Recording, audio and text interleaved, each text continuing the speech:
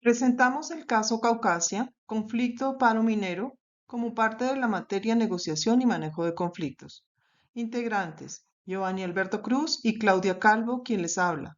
Temas a tratar: breve resumen, definir partes del conflicto, definir el objetivo del paro, identificar las causas que originan el conflicto, establecer la dimensión del conflicto, definir el alcance, establecer los efectos producidos, revelar el estado actual, proporcionar un concepto personal, realizar una pregunta adicional enfocada a la resolución del conflicto.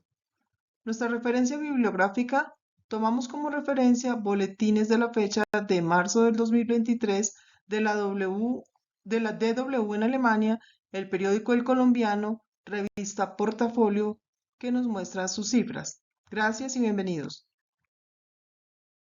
Como parte de la asignatura Resolución de Conflictos, analizaremos el caso del paro minero en Caucasia el pasado marzo del año 2023. Revisaremos causas, consecuencias para emitir un concepto final. Un pequeño resumen. El paro minero en Antioquia y Córdoba fue iniciado el pasado 2 de marzo del 2023 con una duración de un mes aproximado. Se presume fue impulsado por el Clan del Golfo, generando caos y violencia, desafiando al Estado colombiano. Más de 250.000 personas estuvieron confinadas, sufriendo escasez de alimentos y otros productos. Aunque los mineros protestan contra la intervención militar en la minería ilegal, las autoridades afirman que la banda criminal está detrás de la movilización. Los disturbios incluyen ataques a la población, fuerzas de seguridad y vandalismo. El presidente Petro acusó al Clan del Golfo de romper el cese al fuego, mientras que los disturbios llevaron a Human Rights Watch al respaldo de la acción del gobierno contra la minería ilegal. El toque de queda se impuso en algunas áreas, pero restablecer el control fue difícil debido a la resistencia violenta. Las partes involucradas. En este conflicto en Colombia podemos identificar varias partes involucradas. Los mineros protestantes, principalmente mineros artesanales que protestan contra la operación de los militares contra la minería ilegal en la región. Están representados por diversos líderes sindicales y comunales. El Estado colombiano representado por el gobierno central y los gobiernos regionales de Antioquia y Córdoba. Incluye las Fuerzas Armadas y la policía, que han estado llevando a cabo operaciones contra la minería ilegal y tratando de restablecer el orden en las áreas afectadas por el paro. La banda criminal El Clan del Golfo, una organización delictiva involucrada en actividades como el narcotráfico y la minería ilegal. Se les acusa de aprovechar el conflicto para sus propios intereses y de fomentar la violencia en la región. Las comunidades afectadas. Los residentes de las áreas donde se lleva a cabo el paro minero, que se ven afectados por la violencia, la escasez de alimentos y otros productos básicos, así como por la interrupción de servicios como el suministro de agua potable y la atención médica. Las organizaciones de derechos humanos representadas por entidades como Human Rights Watch, que están monitoreando la situación y emitiendo declaraciones sobre las necesidades de proteger los derechos humanos de las comunidades afectadas y abordar las causas subyacentes de este conflicto. Objetivo principal del conflicto. El paro minero se da por protestar contra las operaciones del ejército y la policía que están dirigidas a combatir la minería ilegal en la región. Los mineros artesanales están defendiendo su derecho a trabajar en la minería de manera legal y sostenible, argumentando que las acciones gubernamentales amenazan su sustento y su forma de vida. Buscan detener estas operaciones y obtener garantías para continuar con su actividad minera de manera legal y segura. Las causas que originan el conflicto.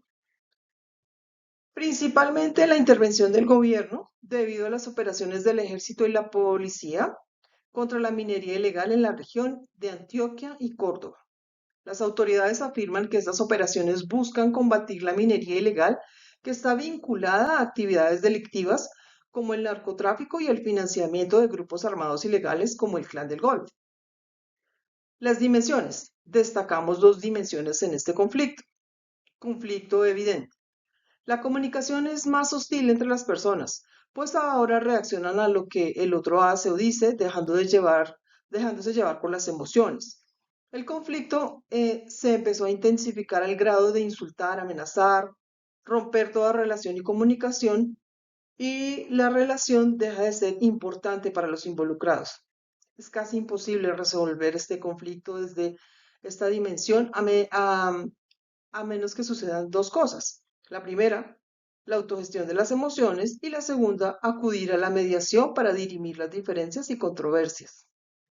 En este punto, las partes se han olvidado totalmente de la responsabilidad común. La característica de esta dimensión es que todas las acciones de las personas ya van dirigidas a frustrar los intentos de la otra persona para alcanzar sus intereses. Gobierno y mineros cortaron su comunicación, y los mineros decidieron permanecer en este periodo aproximadamente por un mes, afectando en gran parte la población al margen de esta situación. Y hay otra dimensión, es el conflicto polarizado. Es cuando las personas llevan su conflicto a lo social, es decir, empiezan a buscar a terceras personas para formar grupos antagonistas que apoyen sus causas y ayuden a dañar a la otra.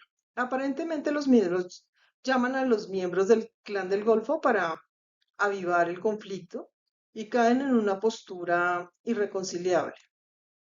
En esta dimensión, al verse involucradas más personas, el conflicto se vuelve inimaginable, con sentimientos de odio, rencor, venganza, y se cometen delitos como la quema de propiedad privada, como vehículos y camiones. Aquí vamos a hablar nosotros de tres aspectos muy importantes para el paro armado que hubo en Caucasia. Vamos a hablar desde tres vistas. Primero es de la intensidad, segundo es del alcance y tercero es de los efectos. La intensidad en este caso se mide y se cataloga de acuerdo a los sucesos y el impacto que pudo dar sobre la comunidad. Nosotros aquí la catalogamos de dos formas. Uno, alta, porque hubo una afectación física y hubo daños vitales. En este caso se afectaron conductos de agua, hubo quema de ambulancias y otros elementos vitales para el desempeño, para la vida de las personas. Pero también hubo una afectación media.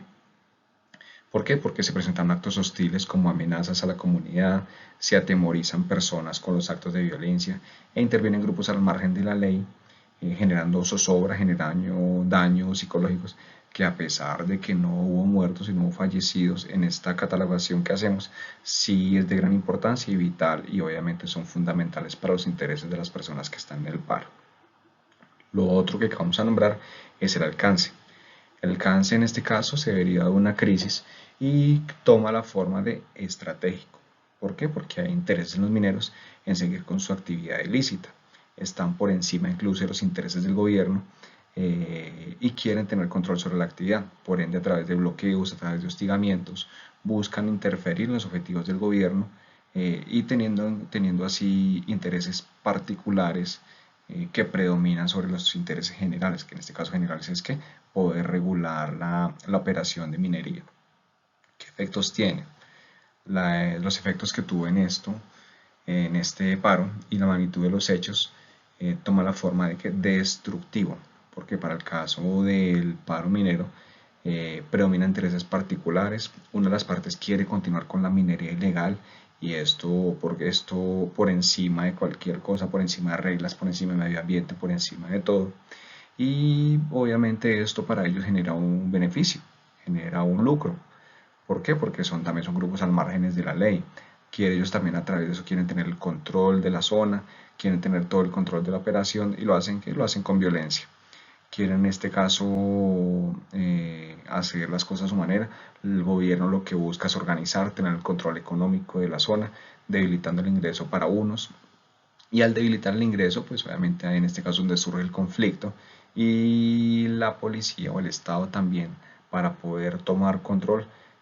Obviamente hay ataques, en este caso hubieron también daños y destrucción al medio ambiente, que finalmente lo que busca y lo que genera es daños a la integridad de las personas, daños a la operación, daños económicos y pues todo lo que desencadenó en este caso del paro armado. Bueno, aquí para el caso del paro minero vamos a hablar de tres aspectos muy importantes. Uno, el estado actual, de cómo está el paro actual en este momento. Segundo, un concepto personal que nosotros debatimos y colocamos en la presentación. Y tercero, unas preguntas que nos surgen para poder cerrar el caso. ¿Qué pasó en el paro minero y cómo está hoy? El paro minero finalizó en abril del 2023. Hubo una promesa de una instauración de una mesa técnica que garantice las respuestas, que garantice planes integrales a la comunidad, y también insta la promesa alternativas de comercialización de mineral regulada por el Estado y participación de ministerios. En este caso lo que buscan es garantizar los derechos de la población. Nosotros colocamos un concepto personal, y es que el conflicto se evidencia que se generó por la diferencia de opiniones. Hay dos fuerzas de gran magnitud, en este caso con intereses económicos, intereses de poder, y el conflicto lo catalogamos como una condescendiente, una falta de acuerdos que permitan a cada uno conocer sus deberes y conocer sus derechos.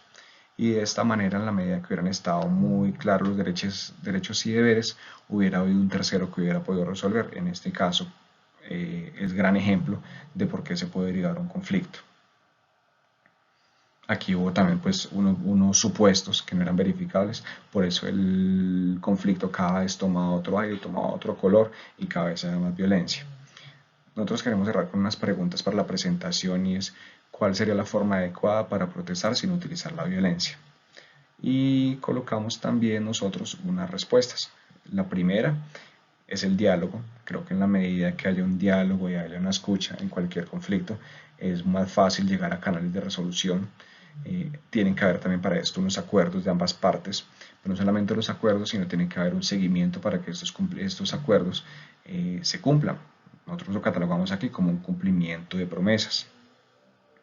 Y por último, nosotros queremos aquí dar a conocer y poder aclarar que para que una negociación o un conflicto se cierre, debe haber un favorecimiento de ambas partes. Aquí se evidencia que cada una de las partes tiene un interés, y si los intereses van favorecidos solamente hacia un lado, difícilmente los conflictos se van a cerrar.